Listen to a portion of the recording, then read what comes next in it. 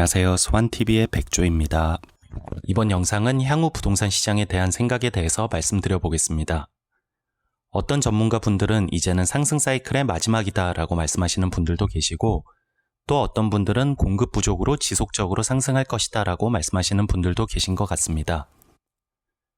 따라서 저는 이번 영상에서 앞으로 부동산 시장을 예상하기 이전에 어떤 요소들을 생각해야 하는지 개인적인 생각을 짚어보도록 하겠습니다.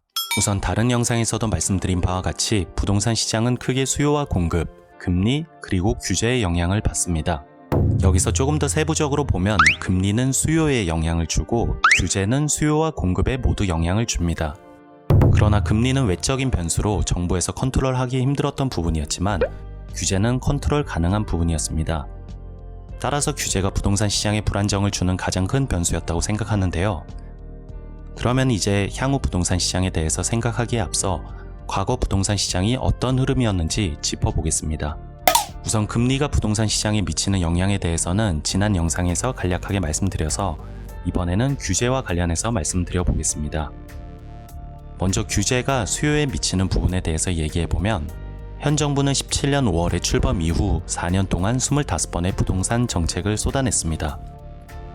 그러나 문제는 정부가 규제로 시장에 개입할 때마다 부작용이 이곳 저곳에서 튀어올라 시장을 더욱 악화시켰는데요.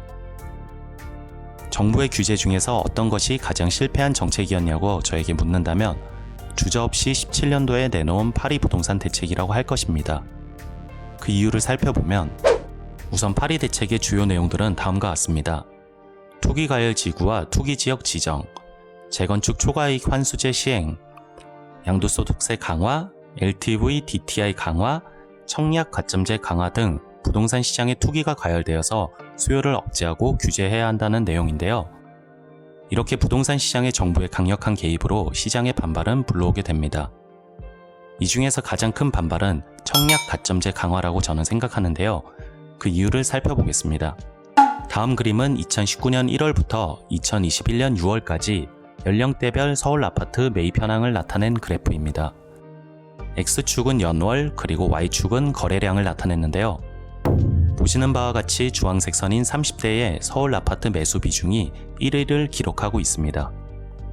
주택시장에서 만년 조연이었던 30대가 상승장을 이끈 주연이 되었는데요. 보통 30대는 사회초년생으로 돈을 모으고 결혼을 해서 집을 장만하는 세대입니다. 따라서 30대들은 부동산 시장에서 투자 수요가 아닌 실수요 성격이 강하다는 특징을 가지고 있습니다. 그러나 사회초년생인 만큼 매수 자금에는 한계가 있기 때문에 주택시장에서 주연으로 두각을 나타내지 못했었습니다. 이들에게는 주택 매수 이전에 청약이라는 선택지가 있었기 때문인데요.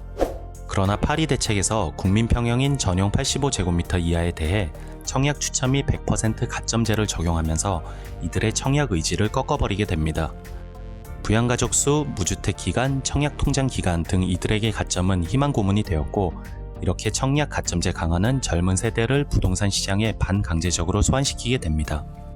그리고 이들 중 맞벌이 직장인, 고소득 전문직들이 대출과 레버리지를 통해서 부동산 매수의 주도 세력으로 등장하게 되며 이후 40, 50대까지 매수세에 따라붙으며 지금과 같은 상승장을 이끌었다고 생각합니다. 이렇듯 수요라는 것이 금리뿐만 아니라 정부 규제의 영향도 크게 받는다는 것을 일깨워 준 것 같습니다. 다음은 규제가 공급에 미치는 부분에 대해서 말씀드리겠습니다. 솔직히 공급 측면에서는 저도 몇 번 언급드렸었고 다른 채널에서도 지속적으로 거론되고 있는 부분이라 많은 분들이 잘 아실 거라고 생각되는데요. 그래도 다시 한번 짚고 넘어가 보도록 하겠습니다. 공급에는 크게 도심 개발과 신도시 개발이 있습니다. 도심 개발은 노후화된 기존 도심 주택을 재건축, 재개발을 통해 주택 공급량을 늘리는 것이고, 신도시 개발은 대표적으로 1기, 2기 신도시와 같이 도심으로 집중된 인구를 주변 수도권으로 분산시키는 목적을 가지고 있습니다. 그렇다면 현 정부의 공급 정책은 어느 방향이었을까요? 서울 도심 개발이 아닌 신도시 개발에 주력했다고 보는데요. 재건축 초과이익 환수제, 분양가 상한제 등 시장의 반발을 사는 규제를 강행했고, 이 때문에 도심의 재건축, 재개발은 사실상 잠겼다고 보아야 합니다. 또한 재건축, 재개발로 새로 짓는 것만이 공급이 아니고 다주택자들이 보유한 물량이 시장에 나오면 이 또한 매수층에게는 공급의 효과가 있습니다. 따라서 이들이 시장에 내놓을 수 있는 퇴로를 만들어야 하는데요. 정부는 양도세 강화, 실거주 요건 강화, 전매 제한 등으로 이들의 물량마저도 품귀로 만들어버렸습니다. 결국 정부 규제는 앞서 말씀드린 30대의 매수 수요를 자극한 데 반해 필요한 공급량은 더욱 줄여놓은 결과를 초래했습니다. 이렇게 부동산 시장의 본격적인 불장이 시작되었고 저금리와 유동성은 분란 집에 기름을 부은 격이 되었습니다. 앞서 상황을 정리해보면 수요는 높고 공급은 적고 금리 낮고 규제의 부작용은 심했습니다. 이 모든 지표들이 부동산 시장의 상승을 가리키고 있었는데요. 그리고 이 모든 지표들은 변수보다 상수에 가까웠습니다. 그러나 현재 상황은 조금씩 달라지고 있다고 생각합니다. 우선 서울 아파트 기준 93%까지 오른 것에 대한 상승 피로감이 수요를 억제하고 최근 한은에서 금리 인상과 같이 금리 변동성에 대한 우려, 그리고 규제와 관련해서는 차기 정권에 대한 불확실성 등 기존 상수들이 변수들로 변하고 있습니다. 따라서 공급 부족이라는 하나의 요소만으로는 무조건적으로 집값 상승을 말하기에는 기존 상황보다 변수가 많아진 것 같습니다. 이렇게 향후 부동산 시장에 대해서 논하려면 이러한 변수들이 앞으로 어떻게 될지, 그리고 시장에는 어떻게 연계되는지에 대해서 고려해야 한다고 생각하며 지금부터 수요와 공급, 그리고 금리 순서로 같이 짚어보겠습니다. 그리고 규제 부분은 차기 정부에 따라 달라질 수 있는 부분으로 이번에는 생략하겠습니다. 먼저 수요입니다. 다음 그림은 작년 8월부터 올해 8월까지 1년간 서울 아파트 매매 가격 지수와 거래량을 나타낸 그래프입니다. 주황색의 선형 그래프가 매매 가격 지수, 그리고 파란색의 막대 그래프가 거래량을 나타냈는데요. 거래량의 추세선을 보면 서울 아파트 거래량은 줄어들고 있는데 반대로 매매 가격 지수는 지속적으로 상승하고 있습니다. 즉 거래는 감소하는데 집값이 오르는 상황이 연출되고 있는 것인데요. 어느 분들은 거래량이 감소하고 있으니 이제 수요가 감소했다고 말씀하시는 분들이 계십니다. 그런데 저는 조금 다르게 보고 있습니다. 수요에는 두 가지 관점이 있는데 사지 않는 것과 사지 못하는 것입니다. 따라서 현재 상황의 거래량 감소는 사지 않는 것보다 사지 못하는 것에 더 가깝다고 생각됩니다. 사지 못하는 이유는 앞서 말씀드린 것과 같이 너무나도 많이 오른 집값에 대한 부담감, 그리고 15억 이상 대출 규제, 양도세, 취등록세에 대한 부담 등 여러 가지 이유가 있을 텐데요. 따라서 현재 시장은 살 수 있는 여력이 되는 분들이 가격을 상승시키고 있는 것 같습니다.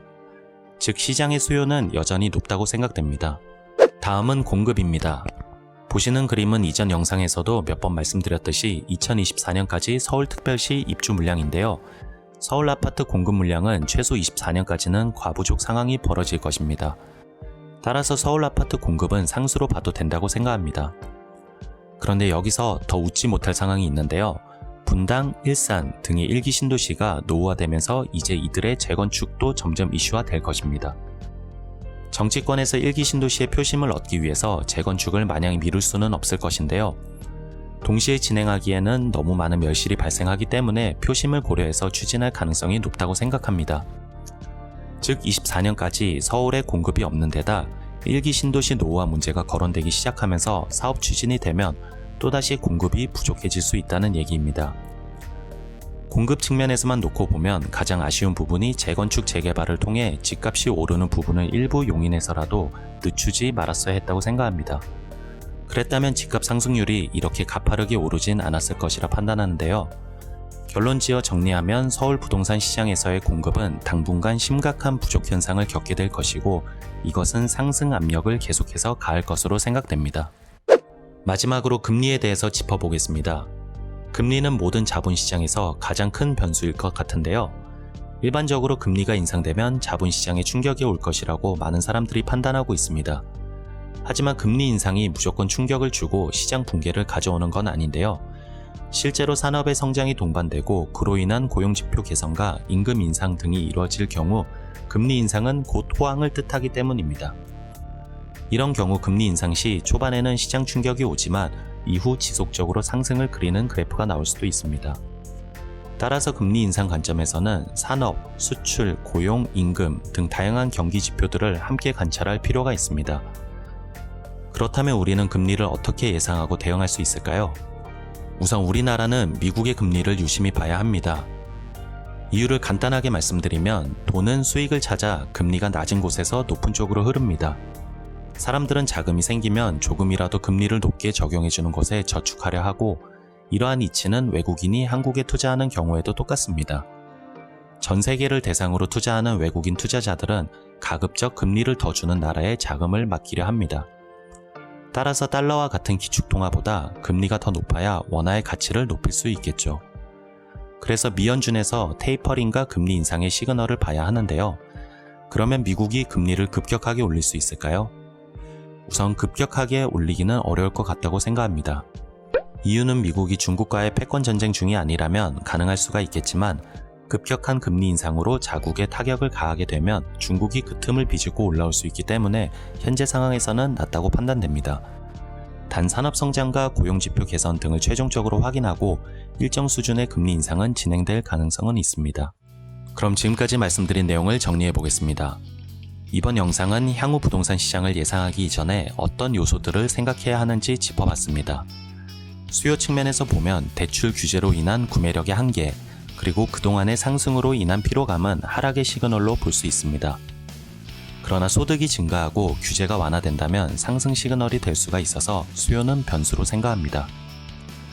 공급 측면은 최소 24년까지 서울 아파트 공급 물량 부족, 그리고 거기에 맞물려 1기 신도시의 재건축 연한 도래 등으로 상승 시그널로 보며 상수로 생각합니다. 금리 측면은 인플레이션과 급격한 금리 인상 등은 하락 시그널이 될 수 있지만, 지금과 같은 저금리를 유지한다면 상승 시그널로 볼 수 있어서 금리 또한 변수라고 생각합니다. 마지막 규제 측면은 차기 정권에 대한 불확실성으로 변수로 생각합니다. 이렇듯 부동산 시장에 영향을 주는 요소들이 기존에는 상수에 가까웠지만 이제는 변수들로 바뀌고 있습니다. 그러나 부동산도 결국 경제와 연결되어 있습니다. 부동산 시장 단독으로 움직일 수 없기 때문인데요. 수요는 임금 근로자와 사업가의 소득이며 이 소득은 결국 경기 지표와 연관되어 있습니다. 그래서 지금부터 유의 있게 봐야 할 지표들은 금리와 정책과 더불어 산업, 수출, 고용 등 다양한 경제 지표들을 함께 참고해야 한다고 판단합니다. 확실히 기존보다 부동산 시장을 예측하기가 어려워졌습니다.